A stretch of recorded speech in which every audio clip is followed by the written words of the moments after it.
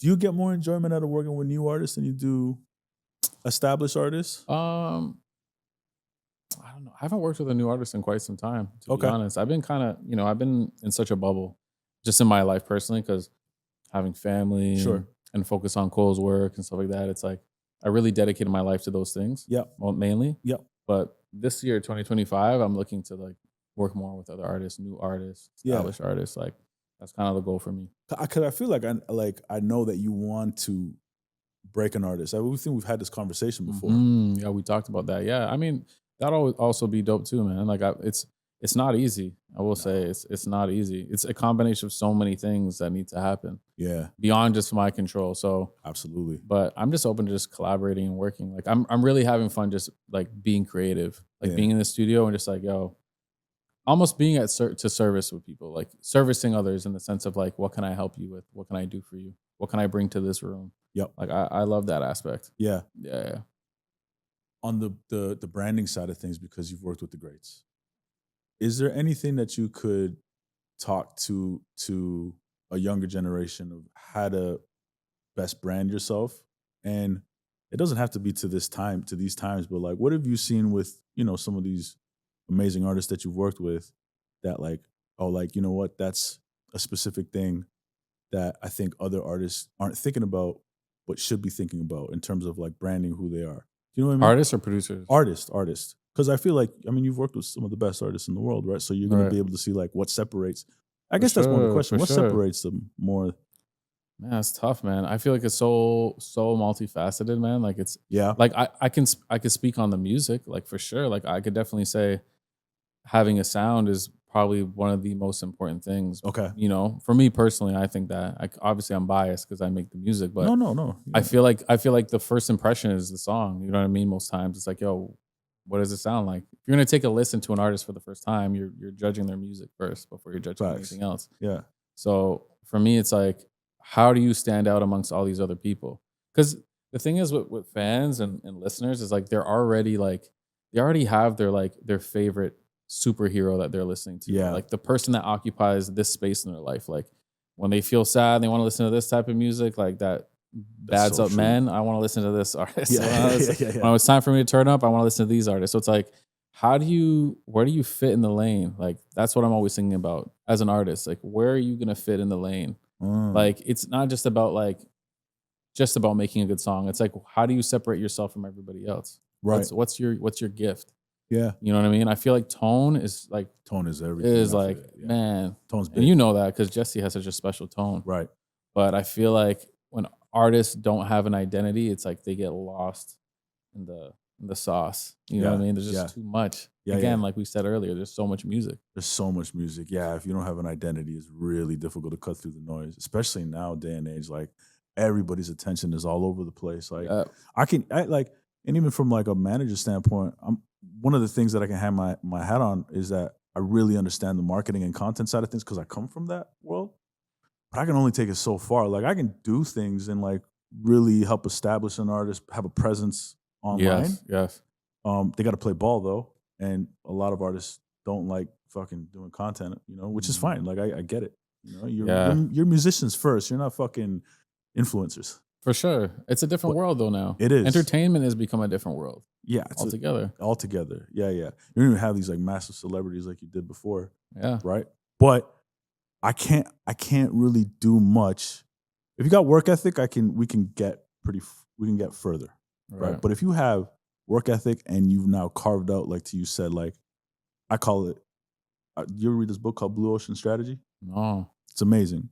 It's basically talking about a blue ocean strategy is essentially a business idea that hasn't really been done before. Where a red ocean is full of blood and everybody's kind of just trying to vie for a position in there, right? Mm. But so an example of that is a blue ocean is like Cirque du Soleil. Now we know it is to be massive, but back then it was like, a theater in a circus. It Mm. was like nobody was ever doing that before, right?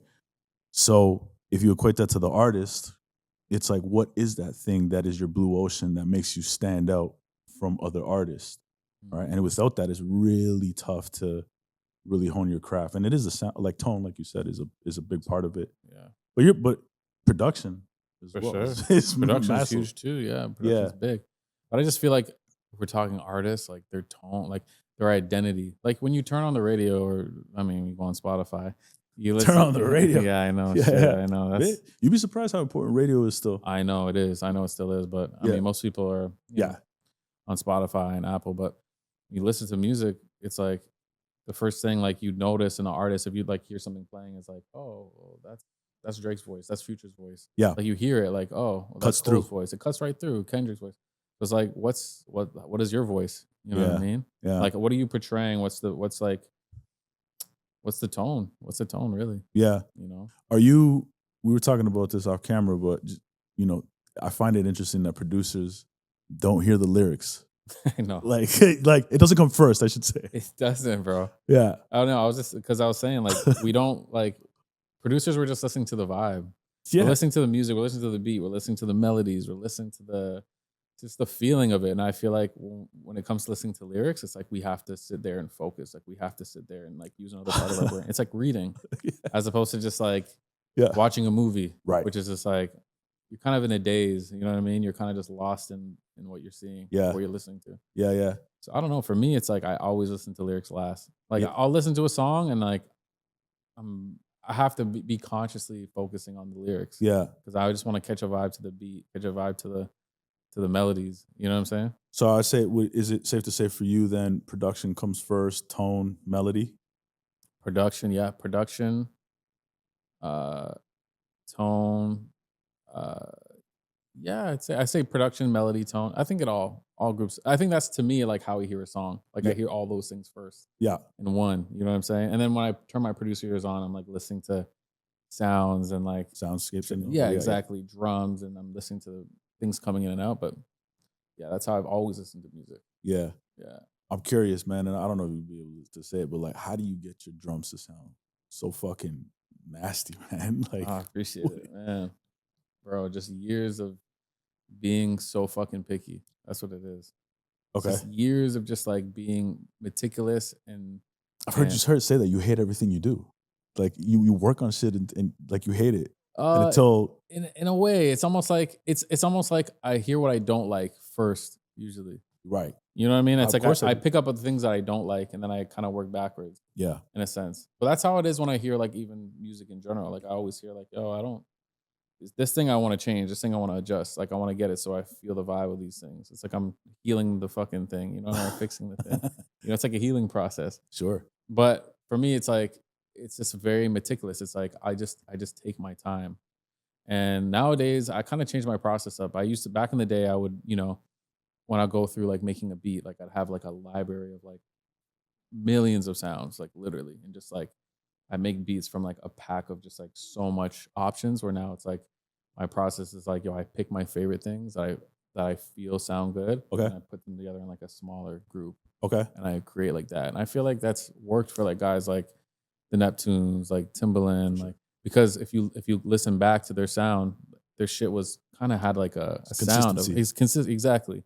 It had like a vibe. It had like a thing they went back to. So I was like, I was thinking to myself, I should just produce like that. It will get rid of for me, it'll get rid of like the overthinking of like trying to find the right thing. Whereas like the right thing is already there. Just like Mhm. just have fun, Mhm. just Mhm. create. So But I say that I think in the beginning you would hear a T minus record and or a record and you're like, oh, you know that's T minus. mm, But I think as your career has gone on, I can't really place you.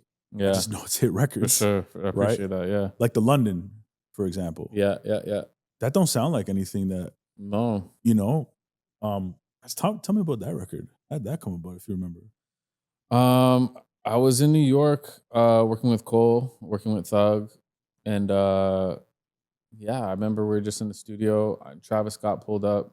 He had like a show in New York at the time, and I remember they were all in the studio just cooking No. up, and Thug and Travis walked into the room I was in. I was playing a beat, and it was a beat that wasn't intended for them. I was just like playing a beat, and Thug heard it. He's like, "Yo, like we should try some shit like this." Okay. And he just like, "Yo, like load it up." So Yeah. he loaded it up. Travis went in the booth. He did like his 1 2. Thug did his thing. Fire. Cole did his thing, and that was it. That was it. Really, it was kind of unexpected though, because I never intended for them take that beat. I never even wanted them to hear it. I would Massive, never even thought of playing it for them. massive record. Yeah, Massive record. Yeah, that was just by chance. just by chance. It's God's just an timing. accident, a little happy accident right Little there. happy. Those are the best.